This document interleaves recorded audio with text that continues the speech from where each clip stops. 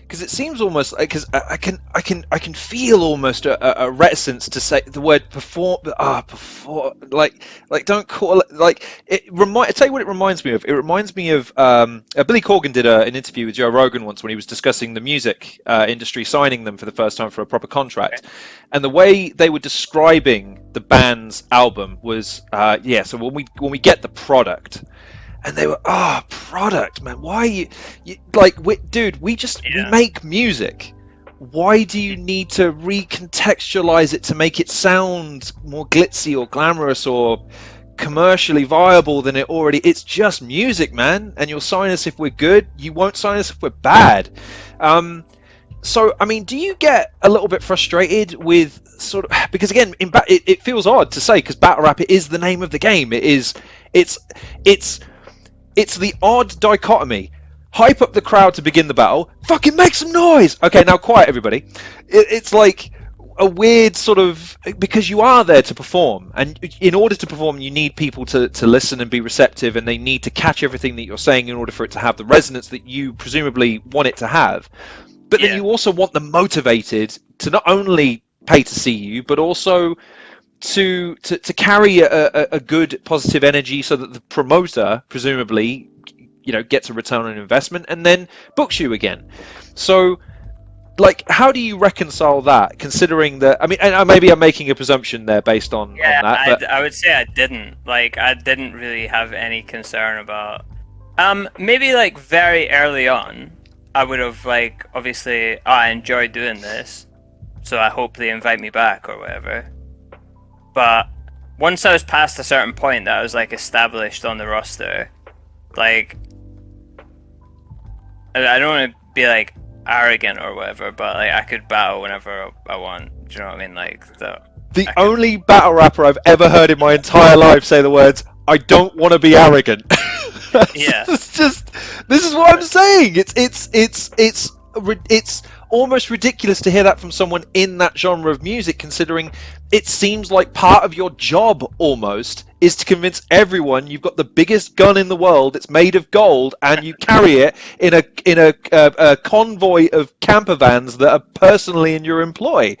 And that's why I find you so fascinating as a performer, because not only do you have that stage presence and that charisma, you have the skills to back up any claim that you'd want to make, and yet you still focus on the purity of the craft of battle rap, which is, how do I make this as intrinsic and as interesting and as flawless as I can, and how can I convince the crowd and the judges that I am the better rapper while also undermining and diminishing my opponent's abilities. That's why I think people think you're a performer's performer, and why they're completely validated in that opinion.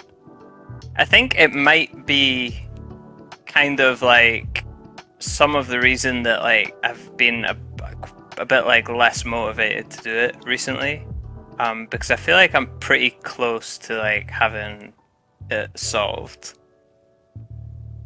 like in terms of like how to put on a performance that elicits reaction in the right places and like builds arcs and bring it back down, and like when to peak and how to execute the peak, and then how to execute like the down tempo stuff. And like I've been doing it like quite a long time, and I'm not like generally like I'll go back and watch like my old battles and like look at like what didn't work, like what wasn't good, and then try and pick apart like why it didn't land.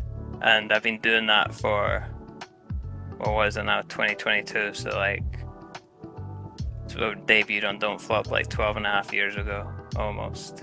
I should. This is part of my preamble that I didn't make because I don't want to make you too. I don't want to make you too. So I mean, okay, let's do this bit now instead of at the beginning of the interview. I wasn't fishing for it. I was just saying, like, I've been doing it for so long now, and like through that process, it hasn't been like a mindless process for me where I've just been going through the motions and taking battles. It's been like something I've really, really tried very hard to learn from each of my battles, and I'm pretty sure that if I watched like my battles back, and I would never do this because that sounds like hell, especially the early stuff. But like if I was to watch them all in chronological order, I could point out things that I took from the previous battle that worked well and things that I didn't do again that like didn't work. Okay. So after doing that for like 12 and a half years, that constant like sort of small improvements, both in like how I prepare and the types of techniques that I know that work versus what I know don't. Like I'm at a point now where I feel like with my limitations, like sort of natural limitations, like I don't have.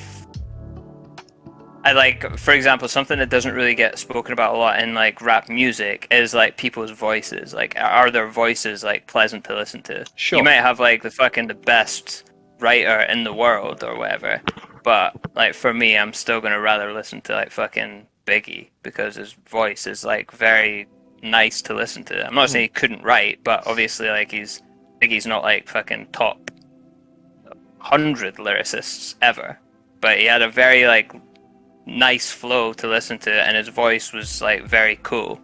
So like if you don't have that, that's kind of like a natural limitation. Obviously like my kind of like location and my accent or whatever is going to be like a limiter for like how good you get. There's certain accents that just like sound better for rap than other accents, and it just is what it is.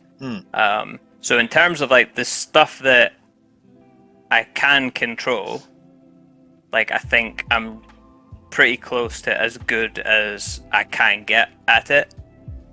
And I think maybe that's kind of where I've been like a little bit less motivated recently, because I don't really see the same. Sounds like such a fucking arsehole thing to say, but I don't really see the same room for improvement as I have like in previous years. Okay, so you're saying that well, I'm not going to say you're saying it's fucking shit to do as an interviewer, because you just said what you were said, and we all heard what you said. I guess what I want to infer from that is, because I can relate to that. I'm a gamer, so one of the things that you do as a gamer is that your insatiable need to complete the thing. You start the thing and it feels overwhelming. You learn the thing, you get good, and then suddenly you can't. There's not enough content. You want to consume, but then the game, it's done. And the best thing you can do is press New Game Plus and play the game on God mode, in effect. Now, but that's boring. There's no challenge at that point, and there's nothing new. So there's nothing. Yes, you can accrue a higher score, or you can do things again, but in a preferable way. But it doesn't have something about the romantic side of that game is lost, and it's always gone. I mean, you can always experience it in nostalgic ways, but even then, it's not the same as the first time you do it when you're learning and getting good.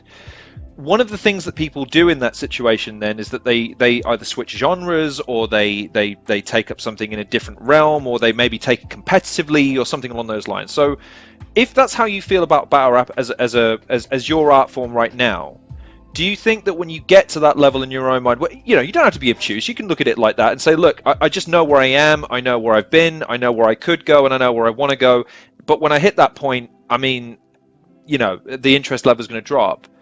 But is there another way that you think that you're going to apply everything that you've learned as a live performer, as a writer, as all of these skills that you've accrued over the last? Because I have it here. The debut was 2010 on Don't Flop against a Wee D, and I felt it incumbent because I haven't seen that battle. But again, I didn't want that to colour. But I had this thing. It really is. No, really. I'm not just saying that. So this is your plea to everybody. Don't go. Don't watch that battle. Go watch it. No, please don't. Please don't watch it. That's really, really bad. Okay, don't go watch his first battle. Go watch my first video. Then go watch his first battle, and then you'll see he's got nothing to worry about. And so get angry and flame. Bitch, it's honestly nothing. Because if Weedy thinks he'll beat me, he's obviously bluffing. In fact, apologise right now to all the YouTube watchers that's sulking for having bars so whack they'll have to disable the high quality button.